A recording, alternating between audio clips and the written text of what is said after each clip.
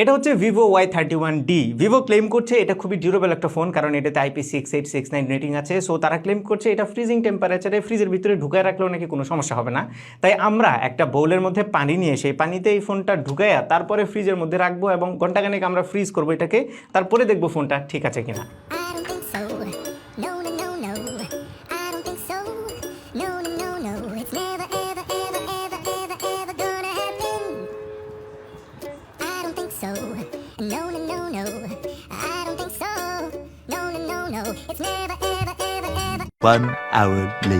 Fridge থেকে বের করে ফেলেছি এবং আমি দেখতে পাচ্ছি পানির উপরের যে স্তরটা আছে সেটা বরফ হয়ে গিয়েছে, পুরোপুরি না হইলেও উপরের টুকু হয়েছে। সো ফ্রিজিং টেম্পারেচারে এই ফোনটা প্রায় 1 ঘন্টা ফ্রিজের ভেতরে ছিল।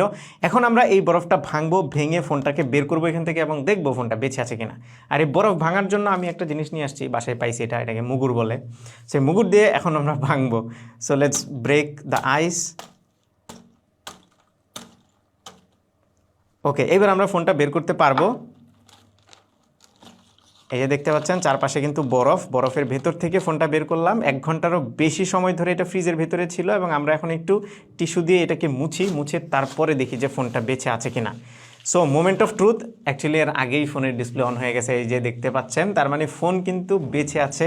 অ্যান্ড আমরা যদি ফোনটাকে আনলক করি, এই যে দেখতে পাচ্ছেন ফোনের ডিসপ্লে পুরোপুরি পারফেক্টলি কাজ করতেছে। ইভেন ডিসপ্লেটা পুরোটা ভিজা হওয়া সত্ত্বেও এটা কিন্তু টাচ পারফেক্টলি কাজ করতেছে।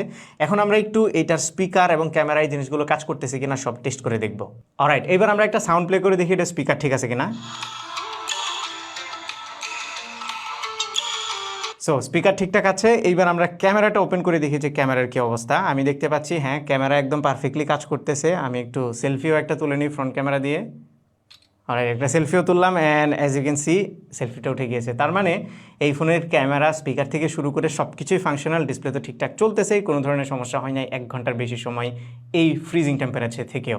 সো এই ফোনটার মডেল হচ্ছে ভিভো Y31D এবং এই ফোনটা নিয়ে আমাদের চ্যানেলে একটা ফুল রিভিউ আছে। শুধুমাত্র ডিউরেবিলিটি দিয়েই ফোন কেনা উচিত হবে না, কারণ হচ্ছে এই ফোনটার অন্যান্য যে জিনিসগুলো আছে সেগুলো আপনাদের জানা উচিত। কারণ এই ধরনের ফ্রিজিং টেম্পারেচার কিংবা পানির নিচে গিয়ে ফোন ব্যবহার করা এইগুলো কিন্তু মানুষের লাইফে অকেশনালি হয়ে থাকে। এর বাইরে বাকি যে জিনিসগুলো ডে টু ডে লাইফে লাগে সেইগুলো কিন্তু বেশি ইম্পর্টেন্ট, অ্যান্ড সেগুলো আমাদের চ্যানেলের ফুল রিভিউটা দেখে তারপরে আপনারা বাইং ডিসিশনটা নেবেন।